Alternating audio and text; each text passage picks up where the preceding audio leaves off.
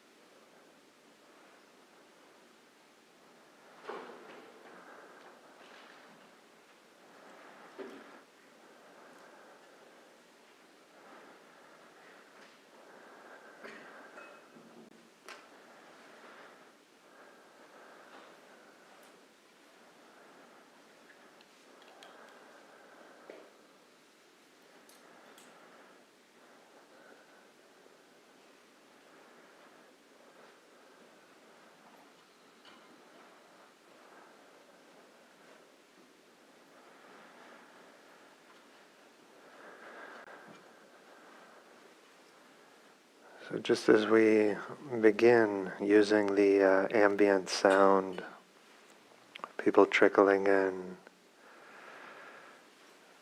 to bring you more deeply into the moment.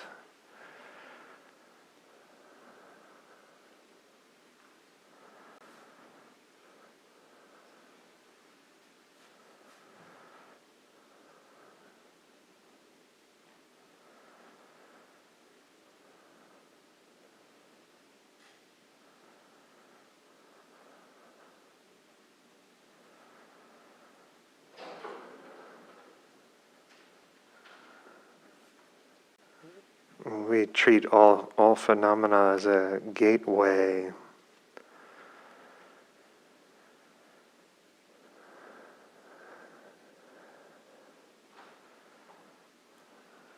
affording ourselves the relief of not needing to sort out the pleasant and the unpleasant.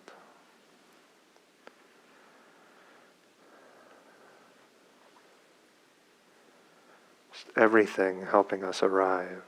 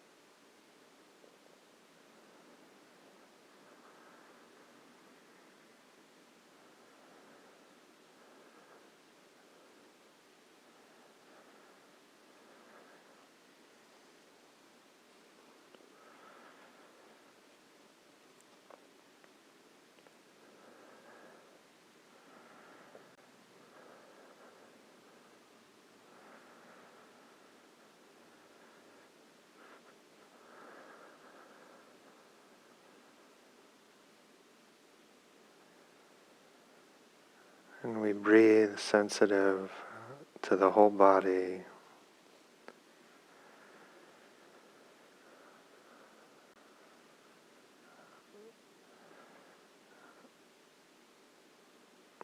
As if the whole body were breathing.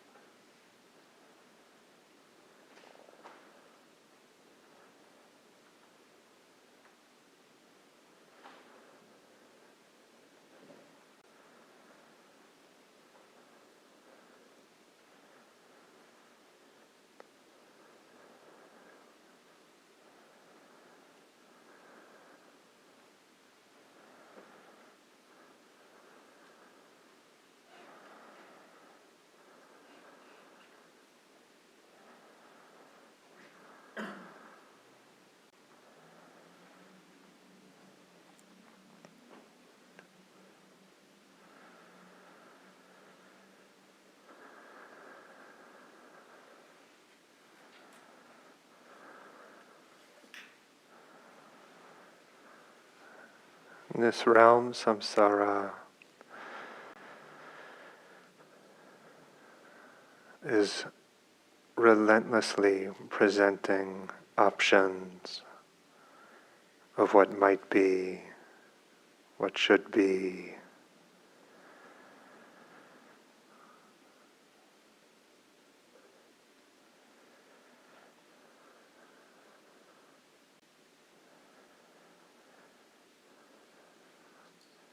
And so often we're seduced into optimizing the moment.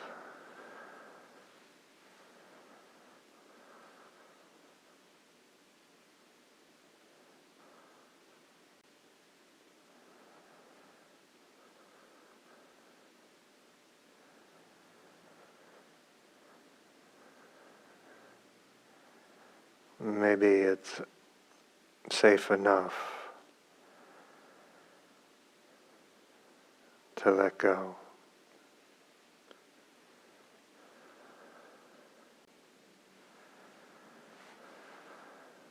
To not read the tea leaves of pleasure and pain.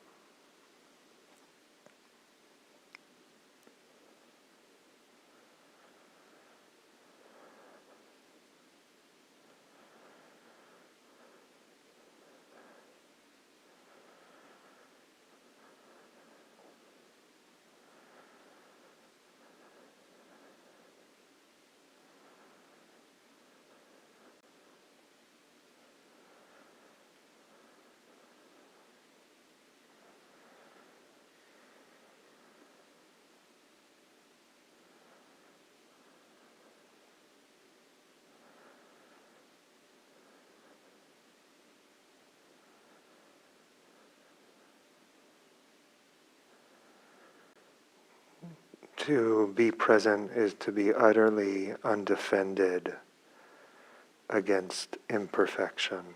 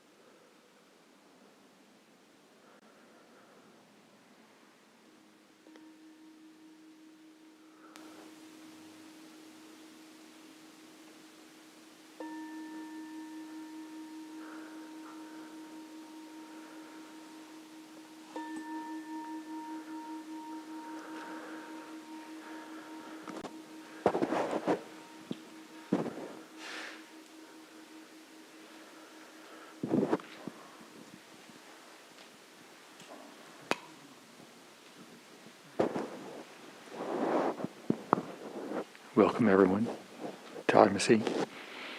Are there any announcements?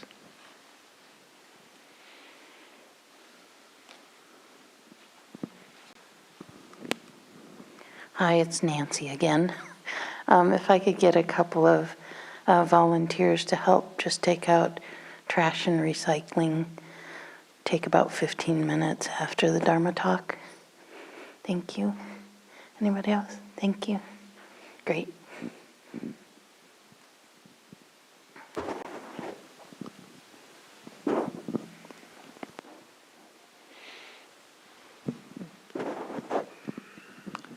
And I have an announcement or two.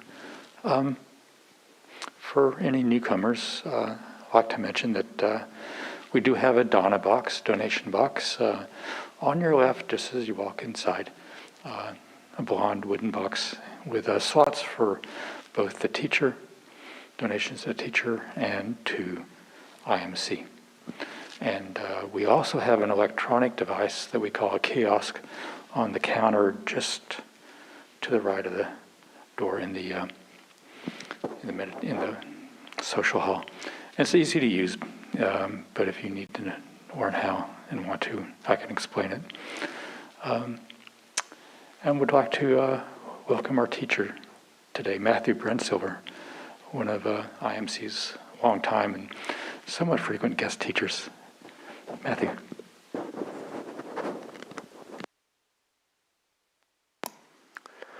Thank you.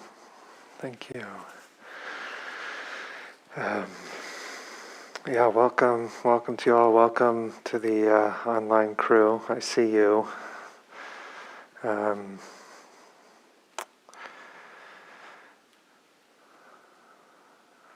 So, in January, Thich Nhat Hanh died at the age of 95, which was, I think, about 7 years after a major stroke. And when I heard, I didn't find myself especially emotional, but then I looked at some pictures of him, and found myself crying, just seeing his face and all that is conveyed by his face. And one of my first deep encounters with Dharma was a Thich Nhat Hanh young adult sangha in Los Angeles, and I had kind of passing academic interest in meditation, but had never really encountered the Dharma. And I had a couple apartment mates at the time who, two friends moved out, two new people moved in. And they were both meditators, long-term meditators, and they told me that they were going to have a housewarming party, which was their way of not freaking me out that it was going to be a gathering of the Sangha, yeah. And so I, at the time, was working in residential treatment with adolescent boys, really intense work, beautiful work and really intense. And I had no idea about self-care or anything like that. Every day I just sort of left it all on the table, and would come home just kind of wrecked, and heart full and wrecked. And I remember one of those nights, I kind of barreled in the front door after a long day, and a group of people were sitting around candlelight talking about love, And that made an impression, okay, this is like a parallel universe, kind of. And I sat down.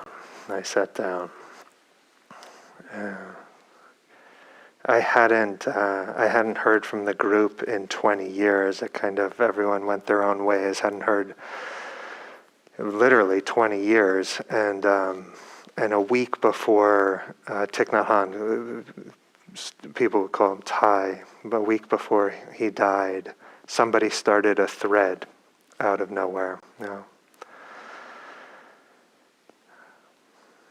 So I went through different relationships to his teaching, sort of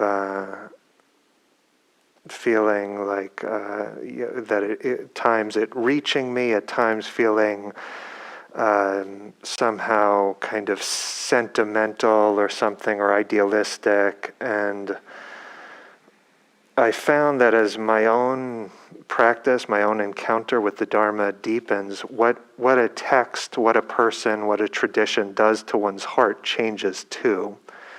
And you really see how much you might have missed in earlier encounters. And with his teaching, for sure, I see, just tremendous depth and grace. And so I was not, I did not have a lot of contact with him, but did practice at Deer Park outside San Diego, and peace walks in Los Angeles, and taught with some of his monastics, and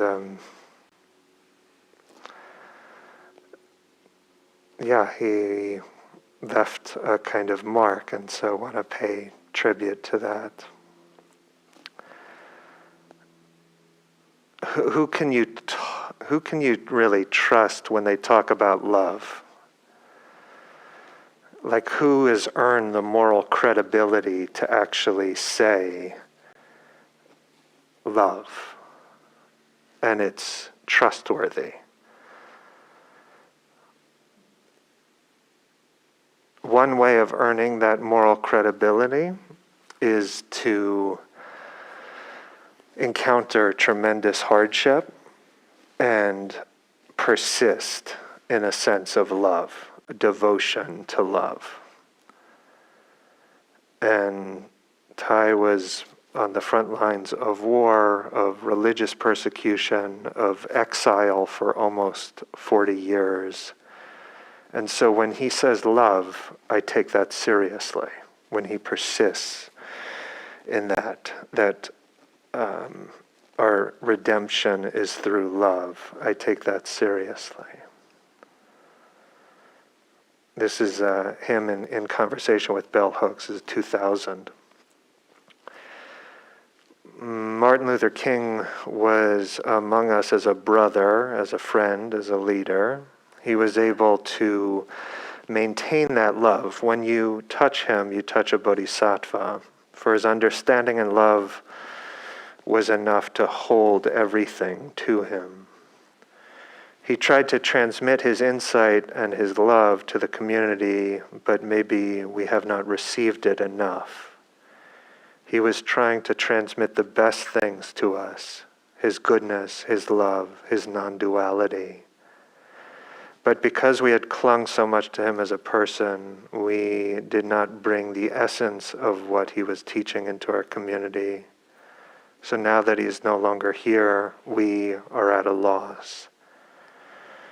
We have to be aware that the crucial transmission he was making was not the transmission of power, of authority, of position, but the transmission of the Dharma. It means love.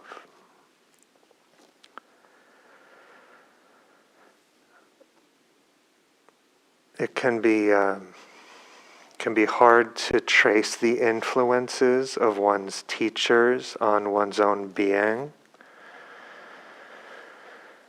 And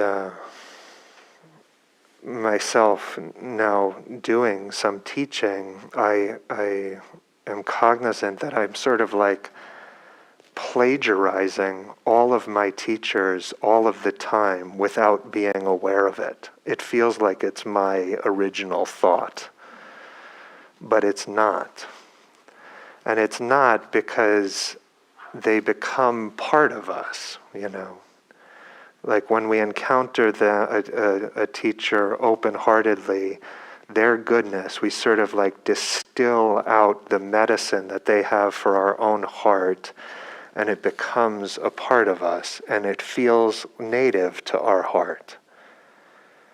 And so it's hard to tell what is them and what is oneself. And Thai's teachings have, they've had a major impact on the kind of, certainly the Buddhist practice in this country, many countries. One of the things I remember most was his body, the way he moved. It was just, it just had a kind of moral force to it, you know. It was like, it was the teaching itself. And I don't know, I'm not temperamentally a kind of patient person. But to see him take a step,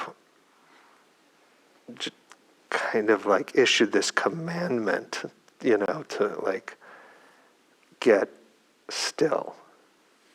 Because all of my movement or impatience or the activities of my mind in those moments, they just had this kind of absurd sort of look in the mirror of his presence and stillness. And I heard that after his stroke, 2 monks would stand on each shoulder and 2 monks with his legs and would support him in taking mindful steps, yeah? Even given the compromised state of his body. So I'd watch him move to and from the dais around the monastery, through the streets of Los Angeles, and I'd think about what he said. The kingdom of God is available to you in the here and now, but the question is whether you are available to the kingdom. Our practice is to make ourselves ready for the kingdom so that it can manifest in the here and now. You don't have to die in order to enter the kingdom of heaven. You have to be truly alive in order to do so.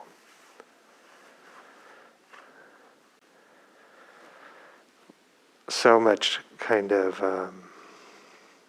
wonder in that. What is the kingdom of God? I would hear that, you know, in his ecumenical style of kind of mixing language, Buddhist and theistic language.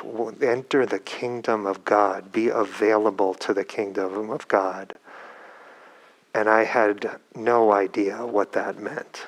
But the best instructions are the instructions that evoke sincerity and curiosity and wonder. What is that? How do I make my heart available to the kingdom? He says, no mud, no lotus, and that is really a kind of poetic way of rendering the path of purification. No mud, no lotus. And some of the metaphors around purification, you know, of kind of military metaphors of like, you know, killing the kilesas, the defilements, the force of greed, hatred, delusion. You know, sometimes a really strong language of the force that we must use, the energy and effort actually required to meet the depth of the forces of suffering, of Mara. But this is rendered much more gently, no mud, no lotus. And so, of course, there is mud, there is great suffering, and that is the compost and the fertilizer for our growing freedom. And so, in this way, life becomes our teacher. I said in the sit something like, to be present is to be utterly undefended against imperfection. That is beckoning us into this path of purification where anything, everything is a kind of doorway into a deeper presence. He emphasized the non-duality of wisdom and compassion, often rendering that as understanding and love. And sometimes it feels like we have wisdom over here and love over here. And on the wisdom side, it's like every phenomena, every arising is a gateway to emptiness. And then on this side, there's an image of like love pervading all things, boundless, measureless. And we can be attracted to one side or the other, but Thich Nhat Hanh articulated the non-duality of wisdom and love.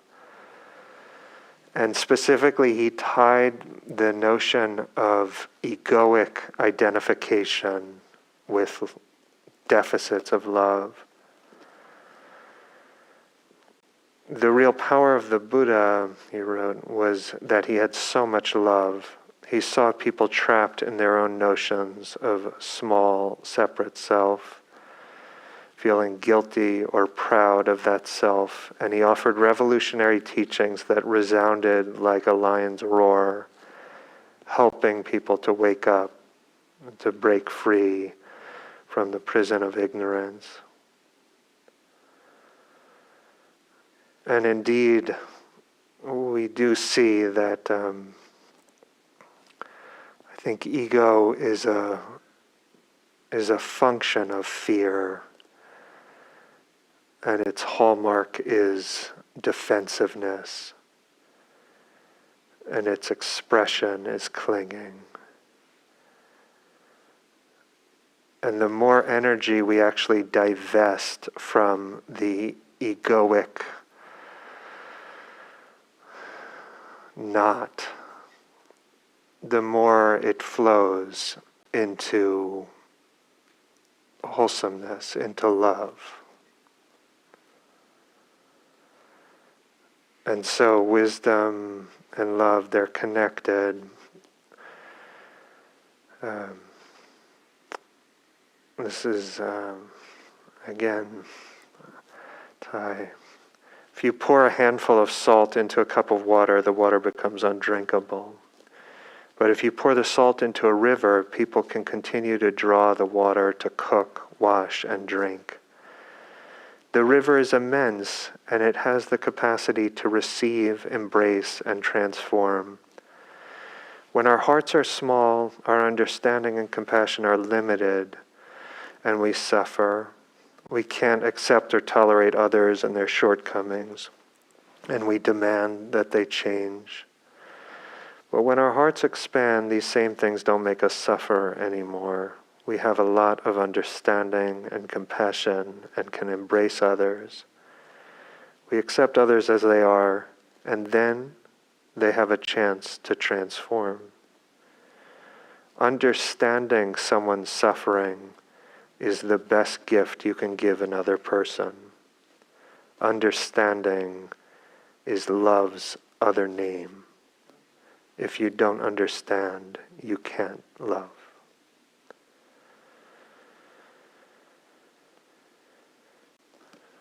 Understanding is love's other name.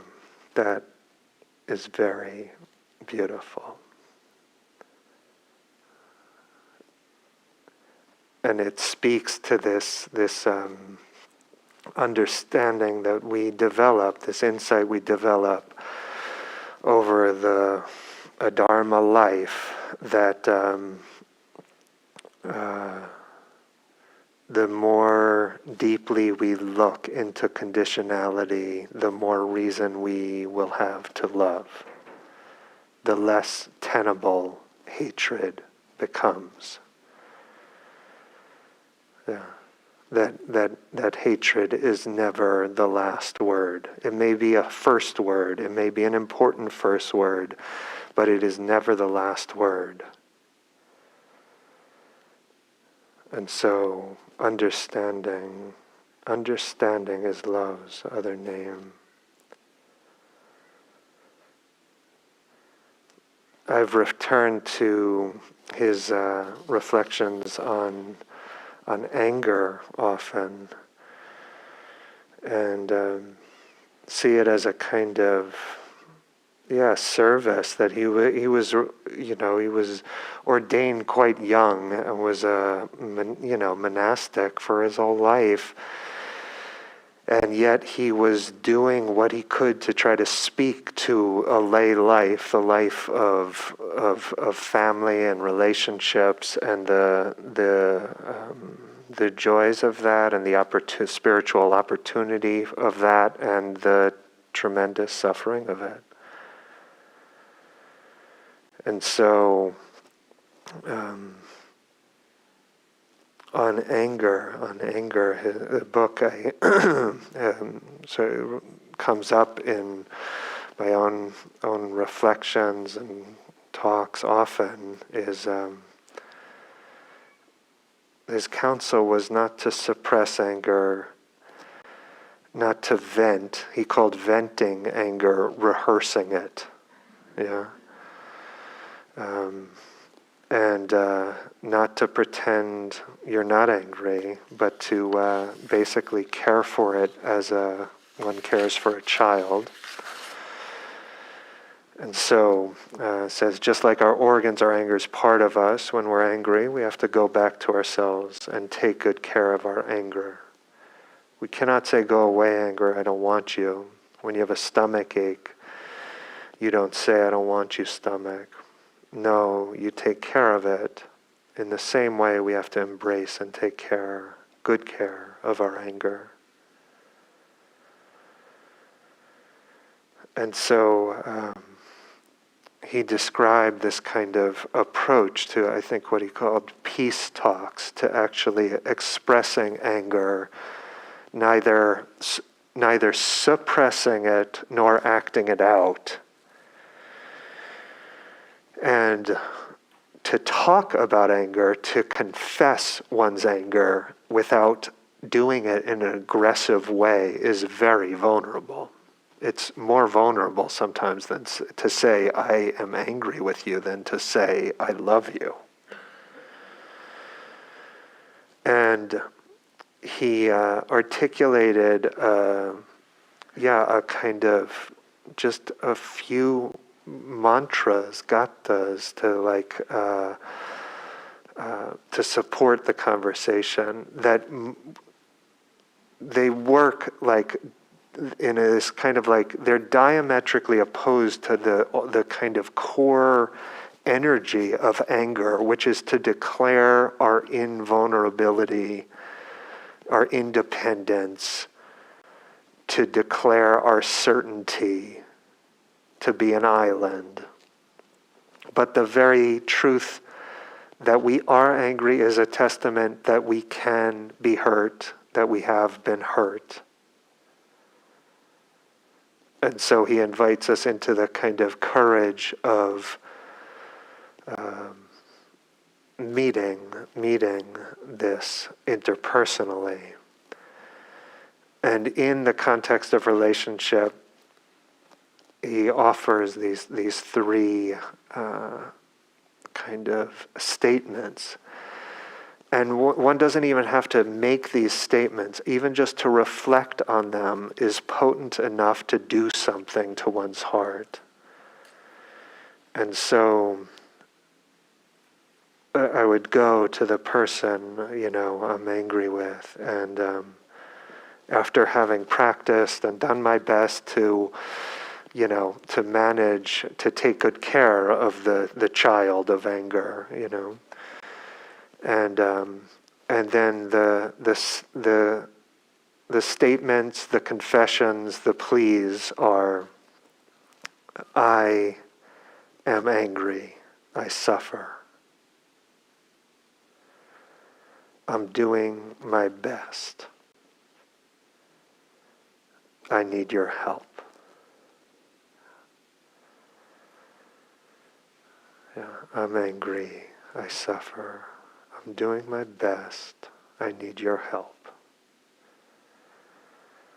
And I think what I find so touching about that, okay, it is exactly what anger wishes to conceal, namely our dependence.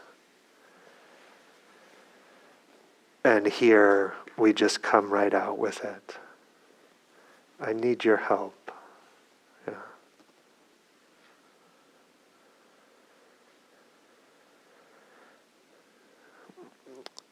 Thai highlighted non-duality in a particular way, that all things inter-are. The order of interbeing was his committed practitioners, the order of interbeing. All things inter-are. And at first it sort of sounds like a kind of philosophical analysis of interdependence, that of dependent origination, that this is because that is, when this is not, that is not. But it feels like more than a philosophical reflection. It is being invited into an insight into emptiness. If you're a poet, you will see that there's a cloud floating in this sheet of paper. Without a cloud, there's no rain. Without rain, no trees. Without trees, cannot make paper. So we can say that the cloud and the paper inter-are. Looking even more deeply, we can see we are in it too. It's not so difficult to see, because when we look at this sheet of paper is part of our perception. Your mind is in here, and mine is also. So we can say everything is in here with this sheet of paper. You cannot point out one thing that is not here. Time, space, the earth, the rain, the minerals in the soil, the sunshine, the cloud, the river, and the heat. This sheet of paper is because everything else is.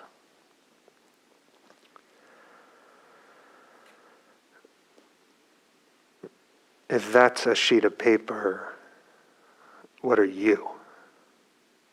Yeah. That can stop us in our tracks.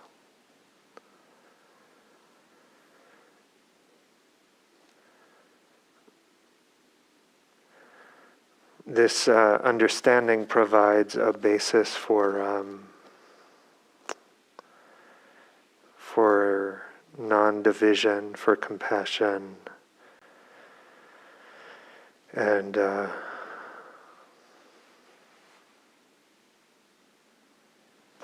it points to his suggestion: no birth, no death. Yeah. There's no coherent place to demarcate a life, a birth, a death.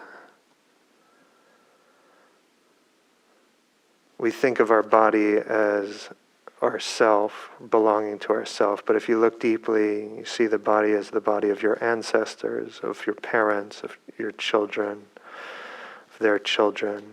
So it's a not me, it's a not mine. Your body is full of everything else, limitless non-body elements. To die in our notion of death means that from something you suddenly become nothing, from someone you become no one. That is a horrible idea that makes no sense.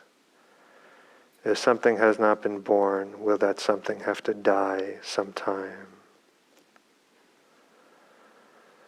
And this, he said, was the key to fearlessness. Fearlessness. It's often said ignorance is the kind of fundamental wellspring of suffering, but I often have the thought that it's fear. That this is even more foundational than ignorance. And so fearlessness, he said, is the ultimate joy. Fearlessness is the ultimate joy.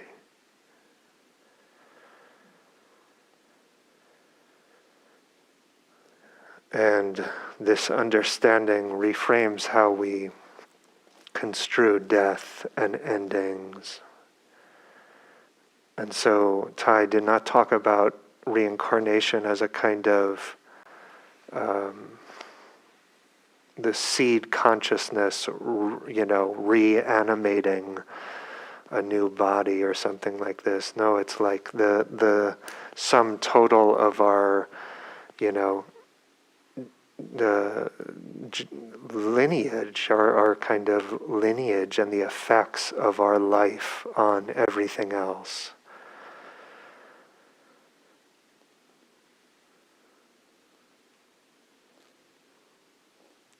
And so one last piece. The talk begins with Thich saying, she was 20 years old when I first met her. And it's kind of like record scratch, kind of like, wait, 20 years old when I first met her. Indeed, it is a love story.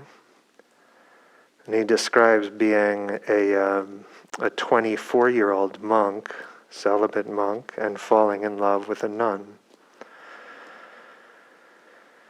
And said, as a monk, you're not supposed to fall in love, but sometimes love is stronger than your determination.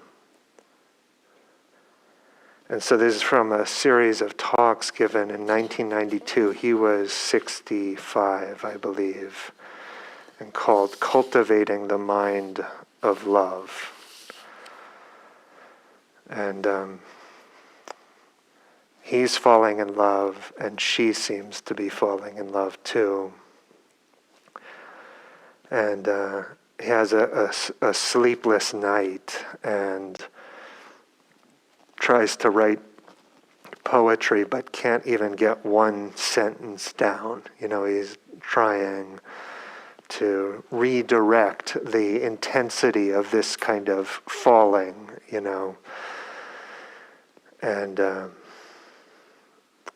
And he's up late at night and desperately wants to go to her room. And indeed, she has a similar kind of longing. And he, because of his vows, his commitments, and the sense of like his vow to protect her, he does not go. And they decide together, given their vows, that they must be away from each other. They have to be apart in different monasteries. And so she is about to move to somewhere else. Yeah? He says, I remember the moment we parted. We sat across from each other. She too seemed overwhelmed by despair. She stood up, came close to me, took my head in her arms, and drew me close to her in a very natural way. I allowed myself to be embraced. It was the first and last time we had any physical contact. Then we bowed and separated.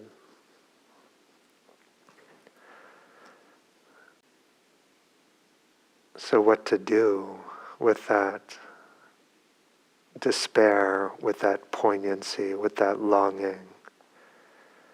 What to do with it? No mud, no lotus. And through a kind of alchemical process that is transformed. Maybe we call it sublimation, maybe we call it purification, but there's a way of actually, he's describing, of redirecting his own narrow personal longing into the channel of a greater love and pro-social commitment. And so he says, over time, my love for her did not diminish, but it was no longer confined to one person. I began to see her everywhere.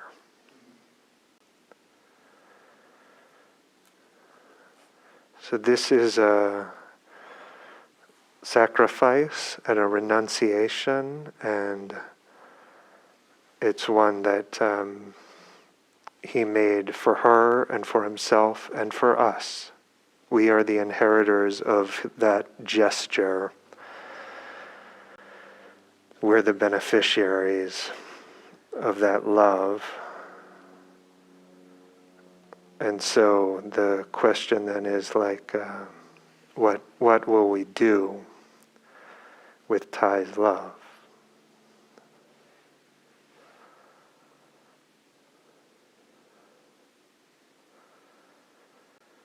Let's just sit for a moment.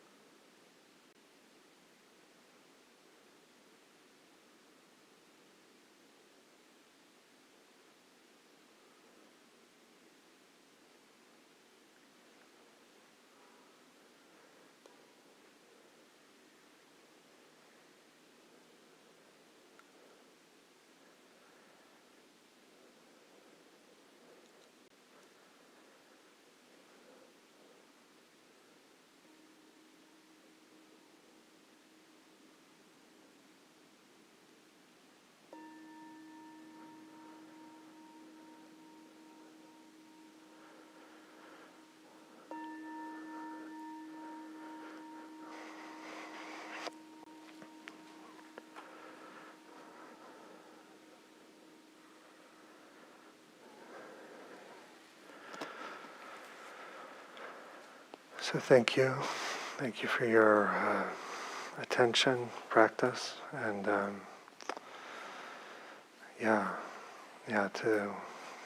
YouTube group, thank you.